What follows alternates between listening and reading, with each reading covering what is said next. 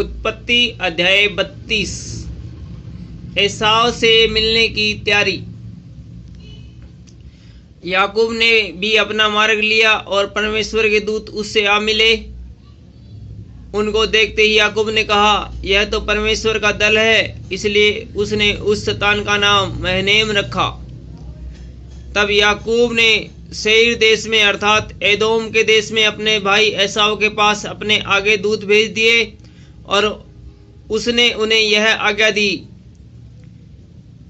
मेरे प्रभु एसाव से यूं कहना, तेरा दास याकूब तुझसे यूं कहता है कि मैं लाबान के यहाँ परदेसी होकर अब तक रहा और मेरे पास गाय बैल गधे भेड़ बकरियां और दास और दासियां हैं, और मैंने अपने प्रभु के पास इसलिए संदेश भेजा है कि तेरी अनुग्रह की दृष्टि मुझ पर हो।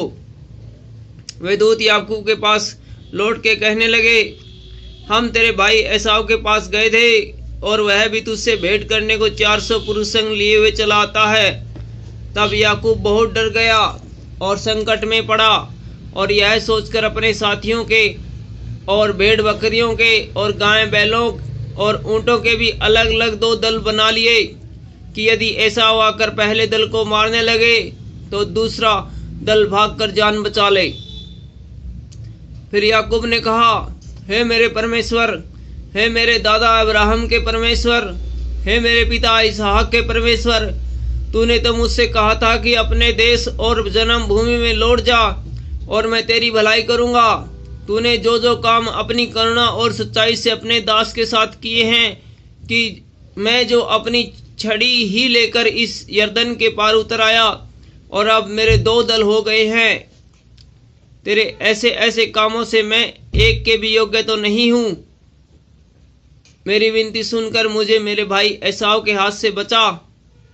मैं तो उससे डरता हूं, कहीं ऐसा ना हो कि वह आकर मुझे और माँ समेत लड़कों को भी मार डाले। तूने तो कहा है कि मैं निश्चय तेरी भलाई करूंगा और तेरे वंश को समुद्र की बालू के किनकों के समान बहुत करूंगा, जो बहुतायत के मारे गिने भी नहीं जा सकेंगे। उसने उस दिन रात वहीं बिताई और जो कुछ उसके पास था उसमें से अपने भाई एसाव की भेंट के लिए छांट छांट कर निकाला, अर्थात 200 बकरियां और 20 बकरे और 200 भेड़े और 20 मेढ़े और बच्चों समेत दूध देने वाली 30 ऊँटनियां और 40 गायें और 10 बैल और 20 गधियां और उनके 10 बच्चे। इनको उसने झुंड झुंड करके अपने दासों को सौंपकर उनसे कहा, मेरे आगे बढ़ जाओ और झुंडों के बीच बीच में अंतर रखो। फिर उसने अगले झुंड के रखवाले को यह कहकर आज्ञा दी, जब मेरा भाई एसाव तुझे मिले और पूछने लगे तू किसका दास है और कहाँ जाता है और ये जो तेरे आगे आगे हैं वे किसके हैं, तब कहना, यह तेरे दास याकूब के हैं। हे मेरे प्रभु एसाव, ये भेंट के लिए तेरे पास भेजे गए हैं और वह आप भी हमारे पीछे पीछे आ रहा है। और उसने दूसरे और तीसरे रखवालों को भी वरन उन सबों को जो झुंडों के पीछे पीछे थे ऐसी ही आज्ञा दी कि जब एसाव तुमको मिले तब इसी प्रकार उससे कहना, और यह भी कहना, तेरा दास याकूब हमारे पीछे पीछे आ रहा है, क्योंकि उसने यह सोचा कि यह भेंट जो मेरे आगे आगे जाती है इसके द्वारा मैं उसके क्रोध को शांत करके तब उसका दर्शन करूंगा। हो सकता है वह मुझसे प्रसन्न हो जाए। इसलिए वह भेंट याकूब से पहले पार उतर गई और वह आप उस रात को छावनी में रहा। याकूब का मल्ल युद्ध। उसी रात वह उठा और अपनी दोनों स्त्रियों और दोनों दासियों और 11 लड़कों को संग लेकर घाट से यबोक नदी के पार उतर गया।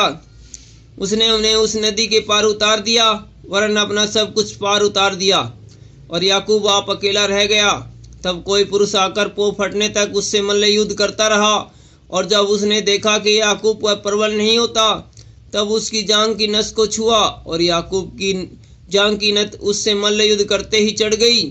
तब उसने कहा, मुझे जाने दे क्योंकि भोर होने वाला है। याकूब ने कहा, जब तक तू मुझे आशीर्वाद न दे तब तक मैं तुझे जाने न दूंगा। और उसने याकूब से कहा, तेरा क्या नाम है? उसने कहा, याकूब। उसने कहा, तेरा नाम अब याकूब नहीं परंतु इज़राइल होगा, क्योंकि तू परमेश्वर से और मनुष्य से भी युद्ध करके प्रबल हुआ है। याकूब ने कहा, मैं विनती करता हूँ, मुझे अपना नाम बता। उसने कहा, तू मेरा नाम क्यों पूछता है? तब उसने उसको वही आशीर्वाद दिया। तब याकूब ने यह कहकर उस स्थान का नाम पनीएल रखा, परमेश्वर को आमने सामने देखने पर भी मेरा प्राण बच गया है।